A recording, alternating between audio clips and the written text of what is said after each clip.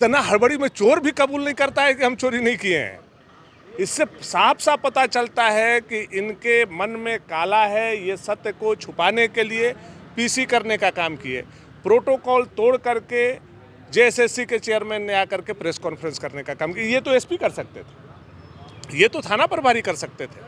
जो घटनाएं हैं, क्या जरूरत थी जेएसएससी के चेयरमैन को आने का? ये सरकार ये स्पष्ट रूप से बताए यहाँ की जनता को, जो जेएसएससी एग्ज़ाम हुआ उत्पाद पुलिस का, उसकी एजेंसी कौन थी।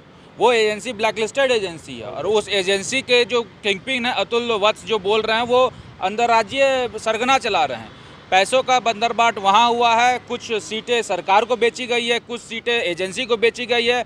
और जब आज एजेंसी का पोल खुला है तो सरकार इस चीज़ का पटाक्षेप करने का काम नहीं करके इसको छुपाने का काम कर रही है। मेरा तो साफ स्पष्ट सरकार से यही अनुरोध है कि सबसे पहले उस एजेंसी का नाम आप क्लियर करें जिस एजेंसी ने ये एग्ज़ाम लिया। और ये एजेंसी नहीं, जेपीएससी की जो परीक्षा हुई 100 से ज़्यादा त्रुटि पेपर में निकल जाता है। समझ सकते हैं कि यहाँ के आईएएस ऑफिसर किस रैंक के हैं और कौन सी पढ़ाई करके आते हैं कि बच्चों को गलत क्वेश्चन पेपर देते हैं। जब बच्चों को गलत क्वेश्चन पेपर दिया जाता है, जब एजेंसी का चयन गलत होता है, तो इस तरह की गलतियाँ खामियाँ आती है। भारतीय जनता पार्टी जिसको प्रमुखता से उठाएगी। ये पेपर लीक्स आज का नहीं, जब से हेमंत जी की सरकार बनी है तब से जेपीएससी में जेएसएससी में कंटिन्यू कोई भी एग्ज़ाम फेयर नहीं हुआ है।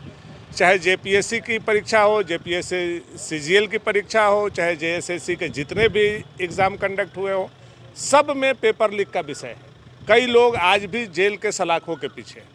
अब इसी मामला को आप देखेंगे तो 12 तारीख को एग्ज़ाम है, 11 तारीख को 150 से ऊपर लोग गिरफ्तार होते हैं। कितने जगह पे सेंटर थे? 6 जगहों पे, 6 शहरों में सेंटर थे। सेंटर की संख्या अधिक थी। आप रांची के बगल में एक स्थान पर एक गिरोह को पकड़ते हैं, बाकी स्थानों पे जमशेदपुर का क्या, धनबाद का क्या, पलामू का क्या, देवघर का क्या, हजारीबाग का क्या? तो इसका जवाब है क्या?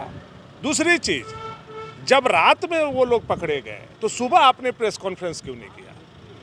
आप एग्ज़ाम कंडक्ट हो गया उसके बाद क्यों प्रेस कॉन्फ्रेंस कर रहे हैं? तीसरी चीज़, जब छापेमारी हुई तो कौन सा क्वेश्चन पेपर पकड़ा गया, क्या उसको आपने किसी मजिस्ट्रेट से, जुडिशियल मजिस्ट्रेट से उसका सत्यापन कराया?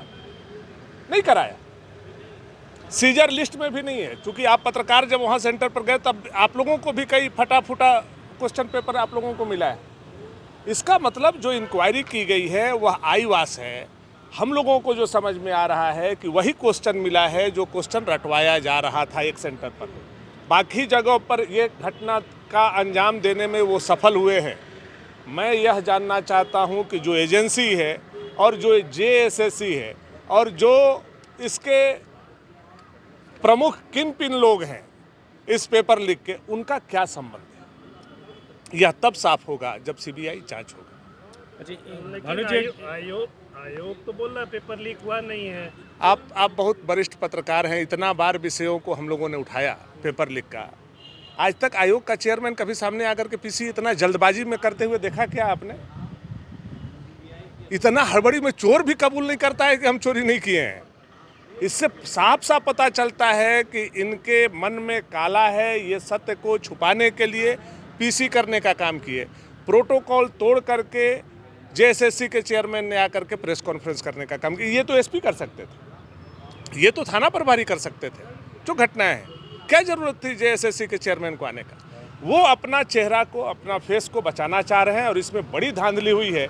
जो हम लोगों को ऑफ द रिकॉर्ड जानकारी है, झारखंड में लाखों बच्चों से 15-15 लाख वसूले गए हैं और एक मोटा रकम सिंडिकेट के माध्यम से, पेपर लीक वाले गिरोह के माध्यम से, पदाधिकारी और जेएसएससी के माध्यम से सरकार और सरकार के मंत्रियों तक भी पहुंचने का काम हुआ होगा।